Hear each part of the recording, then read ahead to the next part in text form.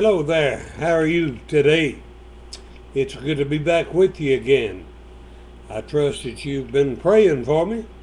I'd like you to do that every time you go to the Lord. I really need your prayers. I want to talk to you this morning about one of the most beloved chapters in the Bible, and I'm sure the most beloved chapter in the book of Psalms. I'm talking about the 23rd Psalms. David wrote the 23rd Psalms, and David was a shepherd boy. Now, he wrote about what he knew about. He was king, but he was a shepherd long before he was ever a king. And so he wrote about what he knew about. And he told us some things, if we just pay some attention to, that I'm sure that we could learn things from this morning. He said, "The Lord is my shepherd, I shall not want." Well, now, knowing what a shepherd needed to have and needed to do for the sheep that he had, he knew exactly what he had to do, and he knew the Lord would do the same thing for him.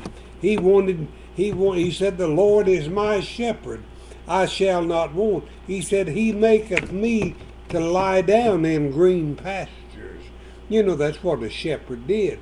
He would go find good pasture for his sheep, and he'd lead them to that pasture so they would have plenty to eat. God will lead us to pasture in his word if we will seek out what he wants us to read. Let's get in his word. I myself am guilty of not being in the word nearly enough, but he will lead us into those green pastures. He also said that he would lead me beside the still waters.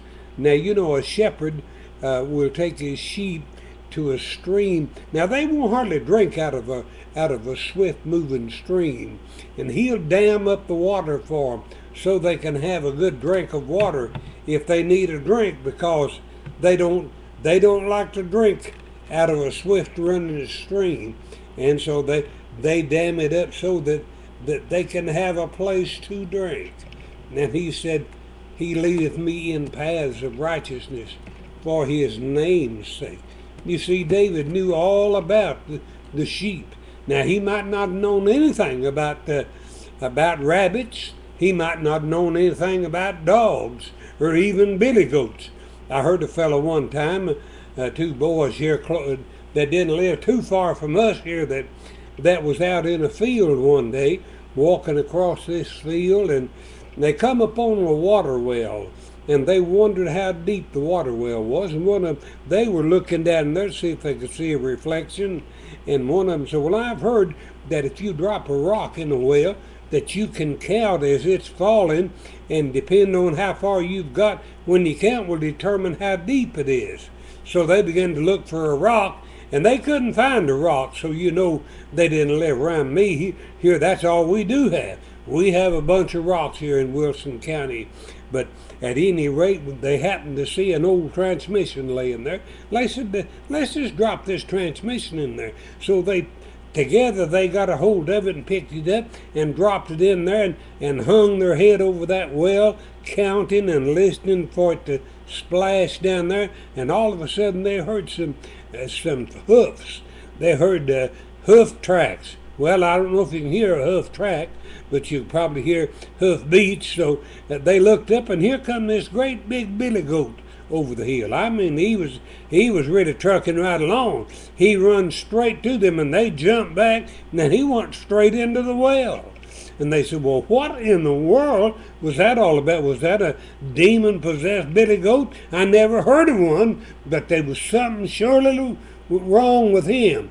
And then about that time, a fellow come across the hill and said, "Did you fellas see a billy goat come through here?" And they said, "A big brown and white billy goat?" He said, "Yeah." And they said, "Yeah." I said, "He run down here and jumped in this well." He said, "Well, I don't hardly see how it's possible. I had him tied to a transmission." And so, but that billy goat went in the well after being tied to that transmission. But David told us about the sheep that he knew all about. He said that that the Lord was his shepherd and he wouldn't want. He said, yea, though I walk through the valley of the shadow of death, I'll fear no evil. Now, you know that sounds a little scary till you get to thinking about it, but if you just think about it a minute, what in the world could be more harmless than a shadow? He said, the shadow of death. There's nothing to fear from a shadow. I mean, you could let the biggest vulture that there was fly over the top of me, and if it was just his shadow, it wouldn't bother me much. So he said, the shadow of death. He also said, he restoreth my soul.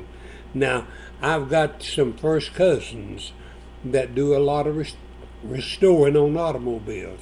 I can't restore a stick of wood, but now they can restore a car or a motorcycle, anything that you need restored, they could do it.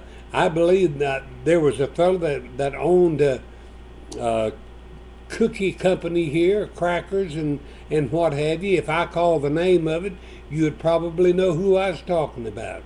But he made these cookies and what have you, and he had a Whippet, I think was the name of the car when he first started in business, and the company found a Whippet and wanted my first cousin to restore it.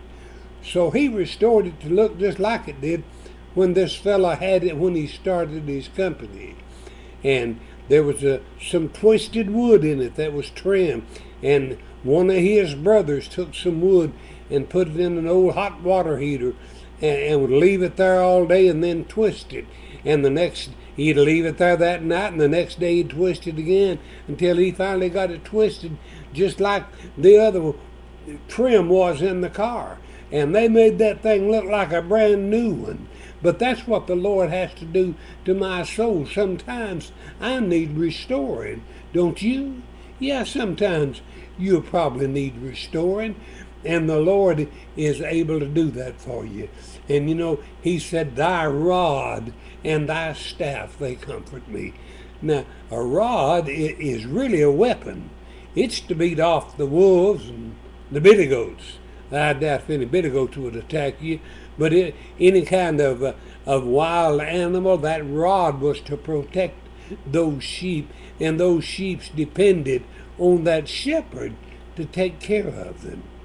And then he had that big long staff that looks like a walking stick for Andre the Giant or somebody, but even Andre probably couldn't handle that comfortably, because it was just a long stick with a crook on the end of it.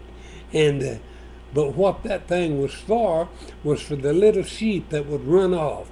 When they would run off, he would find one that had fallen over a precipice, and he would put that stick down there with the crook down and hook that little lamb under the neck and bring it back up to the safety. And if this lamb continued to do that, finally that good shepherd would take that little lamb and break its leg. Now I know that doesn't sound good, but he would break its leg, and then he would splint it very carefully.